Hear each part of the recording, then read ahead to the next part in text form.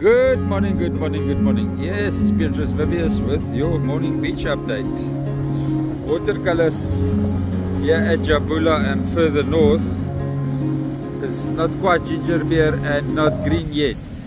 Color line is not as far as yesterday, and the watercolors is pretty much the same towards Ingwe.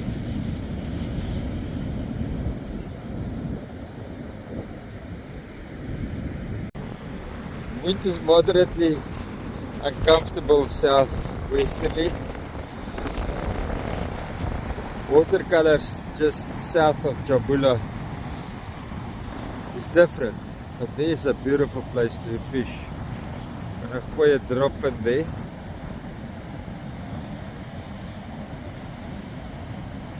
A harsh environment it looks like, but perfect for bee eaters during the summer, ghost crabs. Meet one of the most elegant summer visitors to the South African skies, the blue-cheeked bee eater.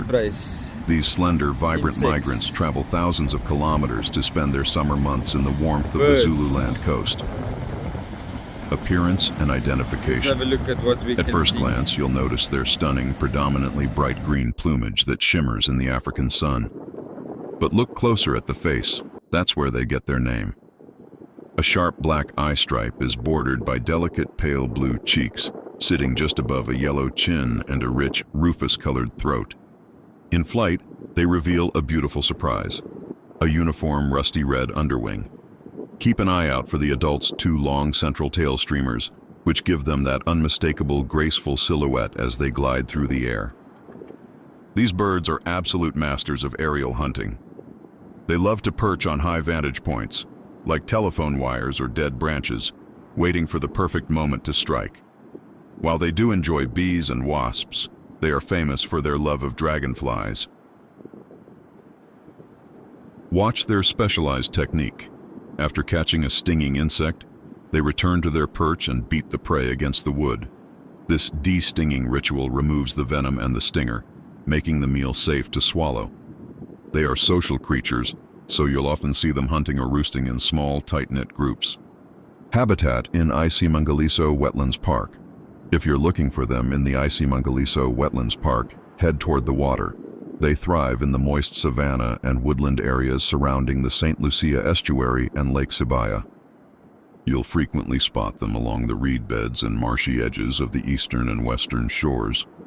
They love the abundance of insects found near the water's edge, making Icy-Mangaliso one of the best places in the country to witness these green gems in action before they begin their long journey back north in April.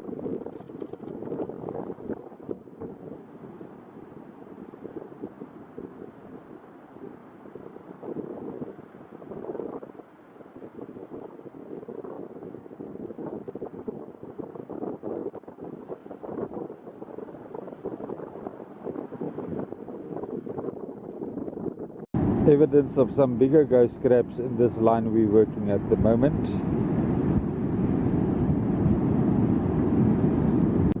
In this line we've got this dune formation that's forming and growing, but we'll record its vegetation on another day.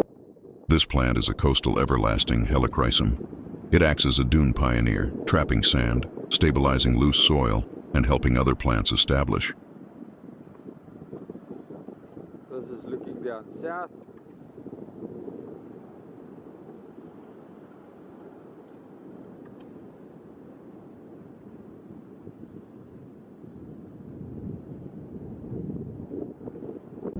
Around this plant is quite a few ghost crab activity.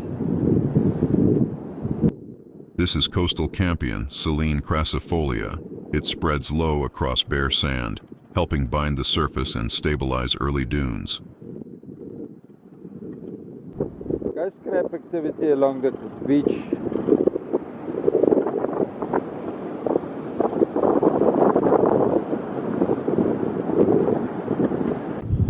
Got a little dune forming here, and we're looking at the vegetation that's establishing itself in some symbiosis with the other plants here on the dune. The name goat's foot, and the Latin pes capra, comes from the shape of the leaf. If you look closely, the notch at the tip makes the leaf look exactly like the cloven hoof. Dune establishment begins with pioneers like Sea Rocket, colonizing bare sand. Beach morning glory follows, spreading runners that anchor the surface. Coastal campion and coastal everlasting trap wind-blown sand and stabilize the soil. As conditions improve, young beach naupaka establishes, marking the transition toward a stable four-dune system.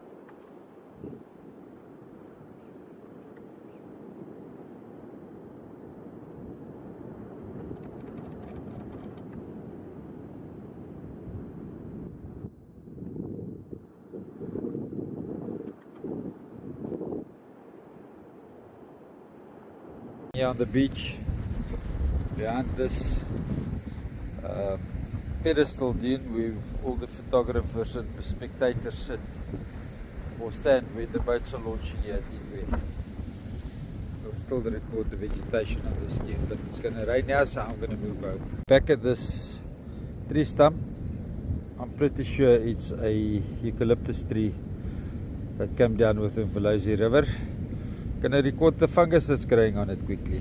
Wood ear fungus breaks down waterlogged driftwood, releasing nutrients back into the sand. Split gill fungus follows, continuing decomposition and feeding the coastal nutrient cycle that supports new plant growth.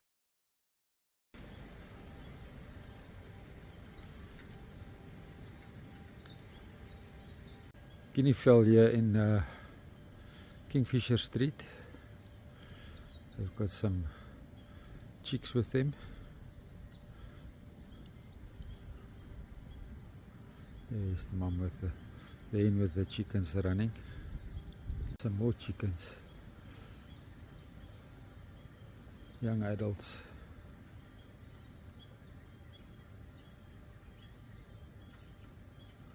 That's Hopalong Cassidy. Must have hurt his foot somehow.